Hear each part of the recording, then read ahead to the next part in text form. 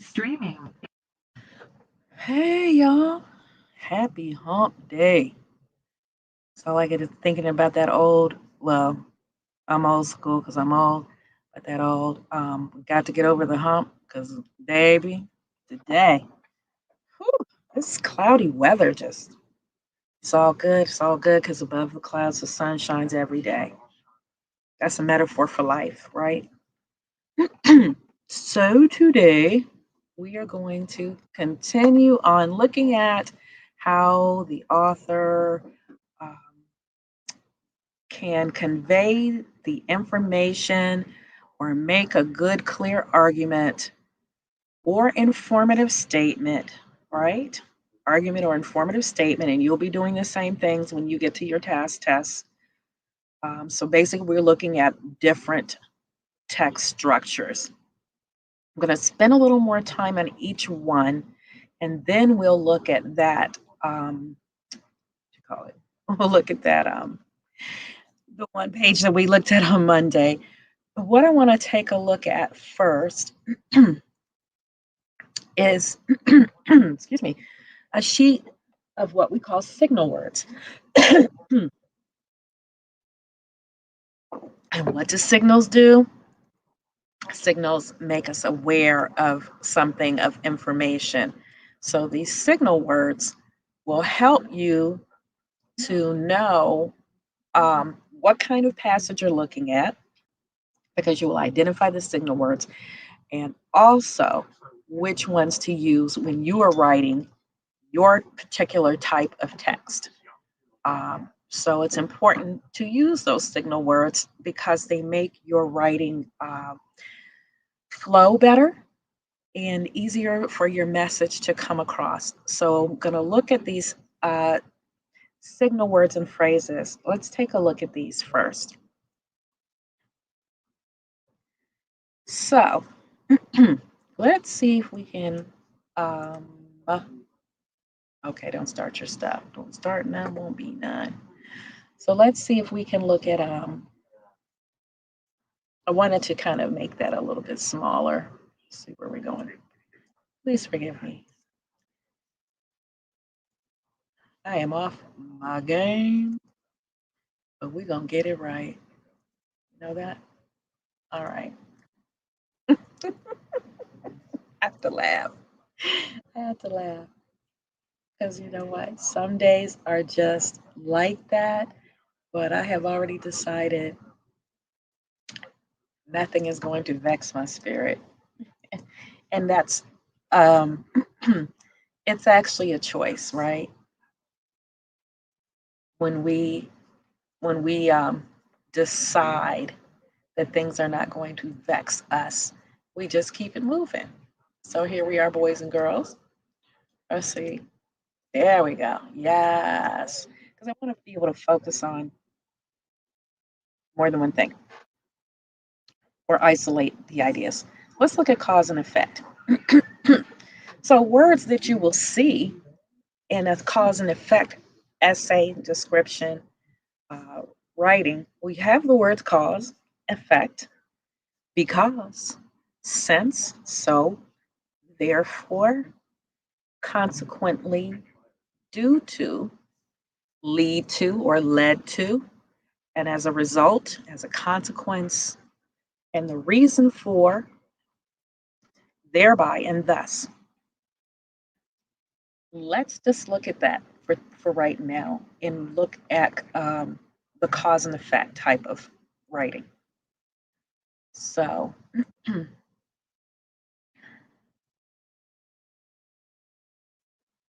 got to forgive me. I am slow. I am off my game today. I don't know if it's the planet or I'm crazy. All right, here we go. So, when we look at a cause and effect, and I want to actually take a look at this one again.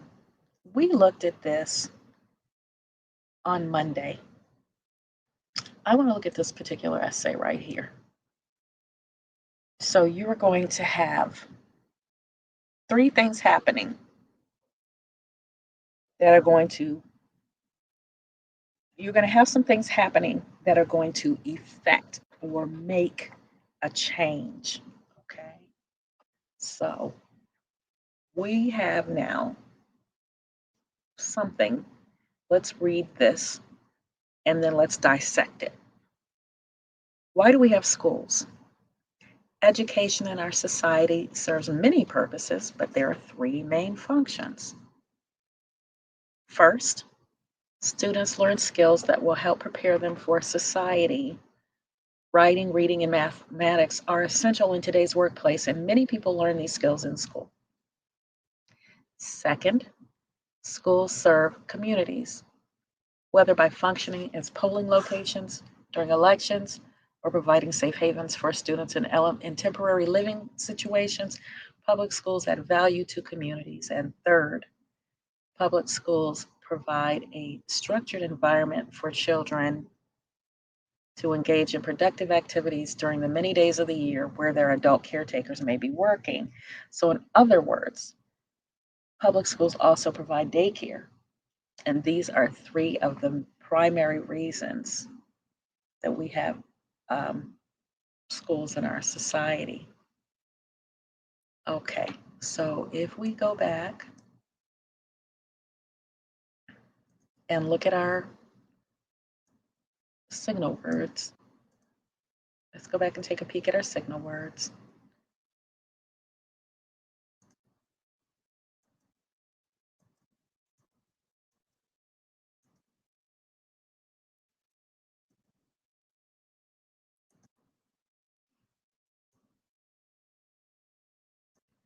Because as a consequence may lead to, therefore,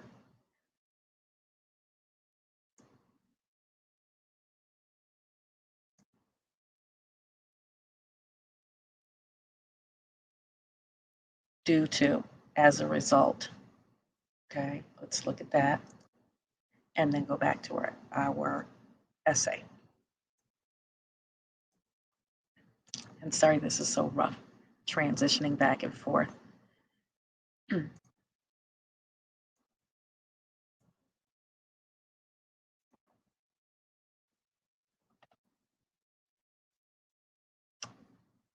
do you think here? We have three main functions of a school, three main functions. Do we have those transition words like as a result? They call this particular passage cause and effect, and I disagree. I'm still looking at it now. But what is the effect of having a school in a community?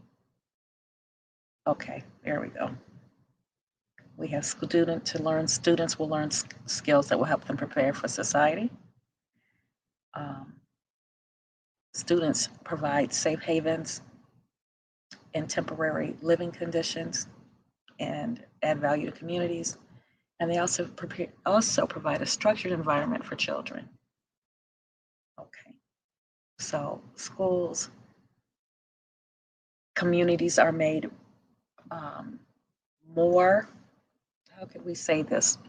Communities are made richer by having a school. The effect is that the community is made richer, right?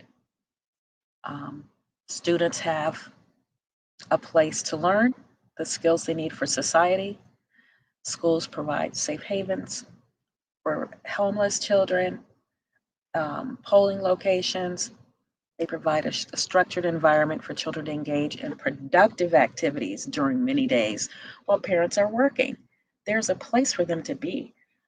If you want to look at part of the problems we're having now, is that kids have been out of school, and when kids are out of school, they find other things to do, some positive, some negative. So, just looking at that one, let's now take a look at how we would structure a cause and effect essay, or how we would organize it. This is always what we're going to have here, all right, this organizer, you're going to have your effects on this side and your causes on this side. So you can actually sketch that on your paper. You don't have to make an organizer. You could just make a list, cause, effect, cause, effect, cause, effect. Of course, you're going to have your introductory statement and your ending statement where you're going to reiterate um, your belief of the relationship. So when we're talking about cause and effect, we are talking about a relationship that the causes contribute to. That is an effect. Okay. So when we're analyzing it, we're going to say, look at one of the causes they picked. What if it had not occurred? How would this change the text as a whole? Well, again, we talked about schools being safe haven for kids when parents have to work. We can look at this period of time that we've been through with COVID, where parents have had to work. And did children have a safe haven? Did they have a place um, to go? And let's look at the next one. Which cause and effect relationship is the most important to the text? Well, I almost, because I think that students have a structured place to learn many things, not just academic things, but things about society, about cooperating, and children mature in a positive way. So that's my opinion, and those are some of the reasons. Is there a cause and effect relationship you could have figured out without using the text? And here you're going to look at your background knowledge, things that we've gathered along the way. Can any of these cause and effect relationships also be categorized as a problem and a solution? I think so. And we just talked about that, right? About having a structured place for children to be for 7.5 hours a day. And what general conclusion can you draw about all the causes and effects that you found? Well, basically, we had, uh, well, there actually were more causes and effects, many more that you could pull out of there. But what's the general conclusion we can draw? That um, school has a positive impact on society and on children. And which one was be most unexpected? That would be, I think I would leave that up to you and let you have an opinion on that and answer the question why. But again, if you use these graphic organizers while you're studying with us now, so that in your mind you can picture relationships, they'll be very helpful for you. So that's all we have for today for reading. I will see you tomorrow for writing and science. And you all be well. Enjoy your day. Take care.